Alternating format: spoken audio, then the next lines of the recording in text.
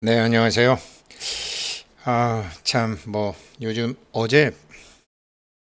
어제도 이제 파이 때문에 한 분이 갑자기 사무실 찾아오셨는데, 파이 비밀 구조를 잊어버리셔서 새로 지갑을 만들었는데, 잃어버린 비밀 구조를 그 지갑으로 코인이 마이그레이션 됐다.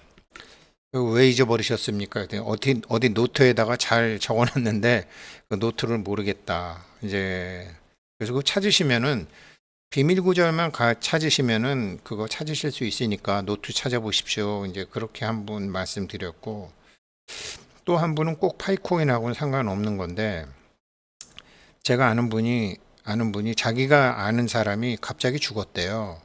갑자기 죽었는데 애플 폰을 쓰고 있었나 봐요. 이 애플 폰은 열 수가 없잖아요. 근데 파이코인 채굴도 하고 있었대요. 그러니까 자기 남편이 갑자기 죽었는데 죽었다고 연락을 할 수도 없고 파이코인을 찾을래도 찾을 수도 없고. 예, 그 뭐, 그 부부간에는 그 다 이렇게 그렇잖아요. 뭐 이렇게 마크도 있고 여러 가지 있잖아요.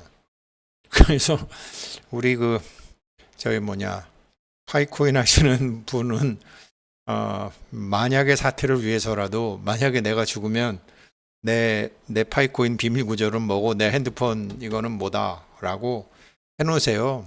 그러면 그런 사람은 되려 안 죽어요. 준비해 놓은 사람은. 그래서 참 그런 황당한 얘기를 들었습니다.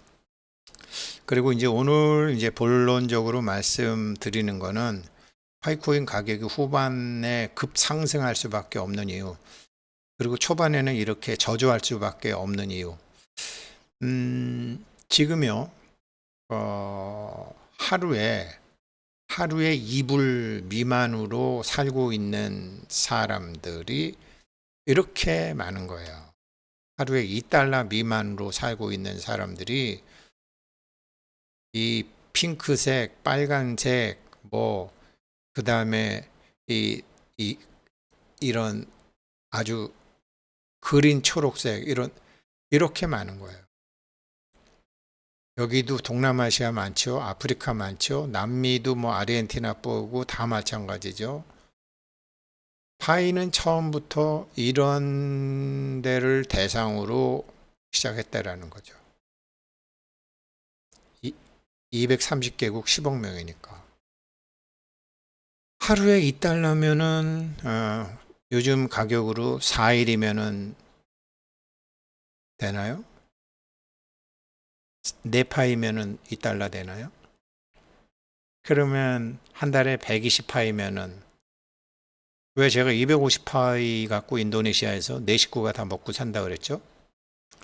그러니까 한 달에 100파이만 돼도 먹고 살 수 있는 상황이 많은 거예요. 이 사람들이 초창기에 채굴한 것들이 어느 정도 소진이 돼야죠. 부자와 가난한 자는 음극과 양극처럼 반드시 존재할 수밖에 없는 거거든. 그리고 부자와 가난한 곳의 차이는 뭐 돈이 많다 적다로도 볼 수 있지만 가장 큰 차이는 의식의 차이입니다.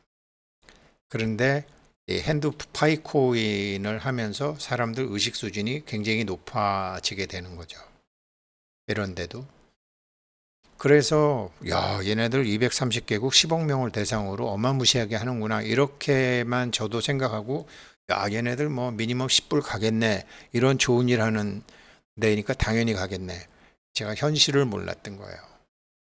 하루 벌어 하루 먹고 사는 사람들의 급한 물건이 이런 식으로 다 되고 난 다음에 돼야 된다는 걸 몰랐던 거예요. 그래서 지금 이런 거고요. 거기다가 이 사람들이 얼마나 참 위대한 생각을 했느냐. 어, 2021년도 기준으로 2017년도에는 17억 명의 전 세계 성인들 중에 은행 계좌를 가질 수 없었어요. 중국, 인도, 파키스탄, 인도네시아, 나이제리아, 멕시코, 방글라데시, 베트남, 브라질, 필리핀 여기가 이제 랭킹 이런 사람들은 신용카드를 가질 수도 없었고 더구나 은행에서 계좌도 안 만들어주고 많이 줄었어요. 2021년도에는 14억 명으로 줄었어요. 근데 이런 나라에서 지금 집중적으로 파이코인을 채굴하고 있어요. 엄청난 혜택을 준 거죠. 은행에 접근할 수도 없었던 사람에게 은행은 사용할 수 없지만 파이 생태계에서 활동을 할 수 있고 그거 가지고 투자도 할 수 있고 그거 가지고 채굴도 할 수 있는 거를 지금 하고 있는 거죠. 그래서 우리 입장에서만 보지 말고 큰 입장에서 보게 되면 한국 입장에서 보게 되면 이거 뭐 600원, 700원 신경질 나지만 지금 이 파이에 감사하고 있는 사람들이 전 세계로 볼 때는 얼마나 많은 것인지 그리고 이런 사람들이 서서히 지금 늘어나고 있다라는 거죠. 이런 사람들이 서서히 늘어나면 물량이 더 많이 나올 것 아니냐? 그렇지 않죠. 채굴률이 낮아지고 있으니까. 그래서 이건 장기적인 것으로 봐야 된다. 그런데 우리 사정은 딱 빼고 이 17억 명의 성인들 2021년도 기준으로는 전 세계 14억 4천만 명이 신용카드도 쓸 수 없었고 은행 계좌도 가질 수 없었는데 2022년도 이제 2025년도부터 은행 계좌가 없는 사람들도 막 번거로운 절차 없이 수수료 없이 이런 금융 서비스에 접근할 수 있게 된 거죠. 이 사람들을 대상으로 이 사람들도 대상으로 화폐혁명을 하는 거죠. 10억 명이라는 거 어마무시한 거죠. 파이코인의 지금 핵심적인 KYC 통과하고 한 6천만 명 정도인데 아마존이요. 프라임 회원이 한 2억 명 정도밖에 안 되고 사용하는 사람이 수억 명이에요. 10억 명 안 돼요. 그런데 파이코인은 아마존보다 더 많은 사람들의 실질적인 이득, 페이스북 같은 거 뭐 이렇게 몇십억 명이 하지만 저도 페이스북 뭐 2011년도 해두고 2번도 안 썼어요. 그런 사람들 말고 실질적으로 쓰는 사람들 이런 어마무시한 프로젝트가 파이 프로젝트입니다. 그러니까 스마트폰만 있으면 글로벌 경제에 참여할 수 있는 거죠. 스마트 계약으로 되고 이게 정말 위대한 거죠. 참 이런 일은 아무도 생각하지 못했었는데 이 사람들이 블록체인을 보고 비트코인의 위력을 보고 이렇게 하게 된 거는 내가 돈을 벌건 못 벌건을 떠나서 이 니콜라스 부부 정말 훌륭한 사람들이구나 라고 우리가 생각할 수 있잖아요. 그래서 지금 이런 어마무시한 일을 하고 있기 때문에 좀 장기적으로 봐야 된다. 그리고 말씀드렸지만 이 웹 2.0이라는 거는 뭐 어떻게 해서든지 뭐 좋아요 누르고 구독 누르고 막 그래서 뭐 지금도 유튜브 보게 되면 좋아요 구독 뭐 세 가지 좀 꼭 해주세요. 왜? 그래야지 자기한테 광고가 많이 붙거든. 그렇게 되면은 자기 글이나 자기 영상이 시장 점유율을 확보하게 되고 시장 점유율을 확보하게 되면 광고 수입을 하게 되고 그러니까 무조건 웹2는 자기가 강해져야 된다라는 거죠. 남보다 강해져야 된다라는 거죠. 자기에 대한 평가 상승과 남에 대한 평가 절하가 반드시 필요하다는 거죠. 승리자와 패배자가 동시에 있어야 된다라는 거죠. 이게 웹 2.0 세상인데 그러다가 보니까 전 세계 17억 명 사람들은 완전히 경쟁에서 탈락한 사람들이었다라는 거죠. 이 사람들이 버림받고 있었죠. 그런데 파이 네트워크가 들어간 거죠. 그러면서 진정한 웹 3.0을 딱 나간 거죠. 이런 완전한 뜯어먹기였던 웹 1.0 세상. 그나마 뭐 광고니 뭐 이렇게 해서 좀 나눠주는 그 사냥개한테 먹이 주듯이 그냥 이렇게 뿌려주는 웹 2.0 세상. 그러나 철저하게 만드는 사람과 참여한 사람이 존재 그 자체만으로도 정당한 재산권을 행사할 수 있는 웹 3.0을 블록체인 상에서 암호화폐로 전 세계 최초로 전 세계 유일하게 아직 아무도 지금 이런 일 안 해요. 그렇지만 사람들이 서서히 깨어나면서 이제는 저거다 라고 할 때 파이코인처럼 하려면 시간 엄청나게 걸릴 겁니다. 그래서 절대 강자가 되는 거죠. 진짜 웹 3.0을 이거는 웹은 거미줄이었는데 거미줄 갖고 안 된다. 개미집으로 가야 된다.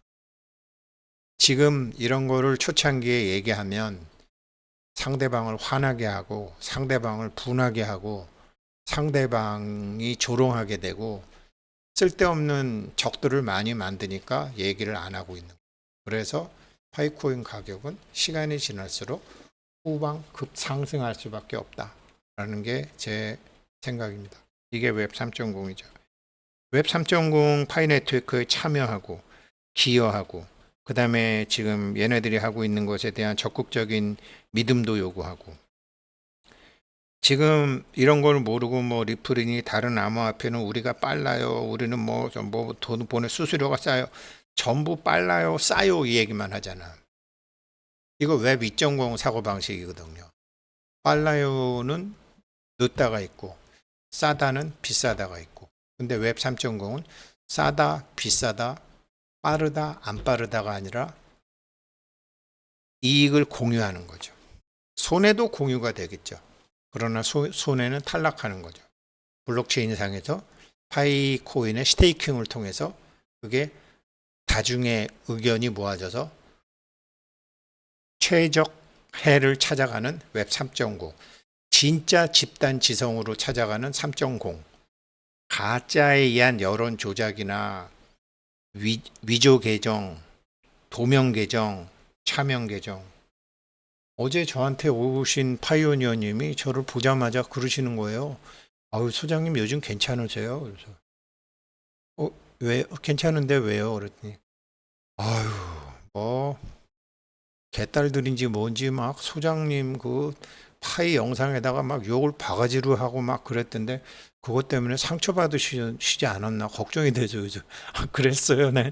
난 몰라요. 나는 댓글 안 봅니다. 댓글 안 봅니다. 그래서 제가 그 소리를 듣고요. 그래서 사람들이 힘들게 사는구나. 이게 이제 불교 경전에 이런 얘기가 있거든요. 네, 부처님을 계속 괴롭히는 그 제자들이 있어요. 맨날 뒤에서 욕하고 부처님 죽었을 때 좋아하고 저 잔소리 많은 노인네 죽었다 이런 사람들이 있어요. 이제 그거를 다른 사람들이 묻고 이제 부처님한테 물어봐요. 아니 저 사람들은 내 부처님 욕하고 어떨 때는 우리도 욕하고 남 안 볼 때 누구 욕하고 하는데 저런 사람들은 어떻게 됩니까? 그래서 그러니까 부처님이 뭐라 그러냐면 부처님은 누가 뭘 질문하면 답을 주는 게 아니고요. 누가 질문하면 다시 질문을 해갖고 하는 스타일인데 그런 질문을 하니까 이제 그러죠. 그럼 너는 네가 나한테 선물을 갖고 왔는데 내가 선물을 안 받으면 너는 어떻게 하니? 그죠? 선물 다시 가져가죠. 그래. 누가 너를 욕했을 때 네가 그걸 받지 않으면 그 욕은 그 사람한테 가는 거고 누가 너를 칭찬했을 때 그걸 네가 받지 않으면은 그 칭찬은 그 사람이 가져가는 거야. 그래서 남을 욕한 사람은 더 힘들어지고 남을 좋게 얘기하는 사람은 더 좋아지는 거야. 그래서 저는 제가 파이 영상에 댓글 안 보지만 제가 고맙다는 댓글을 안 달아드려도 그분들 수수료가 좋아지는 거고 뭐 저보고 뭐라 그랬건 저를 욕하는 사람은 사실은 자기를 욕하는 사람이거든. 그렇구나. 이게 IT가 생기고 난 다음에 사람들이 힘들어지는 게 이게 얼굴을 드러내지 않는 세상이라서 막 살아도 되는 줄 알고 막 사는 거예요. 그 막 사는 것 때문에 자기가 힘들어지는 거예요. 그게 웹 2.0 세상인데 이제 그 세상도 오래 못 가요. 왜? 웹 3.0은 실명이래야 되거든. 웹 3.0 세상은 실명이래야 돼요. 남을 비난할 수 있어요. 그런데 자기 실명으로 해야죠.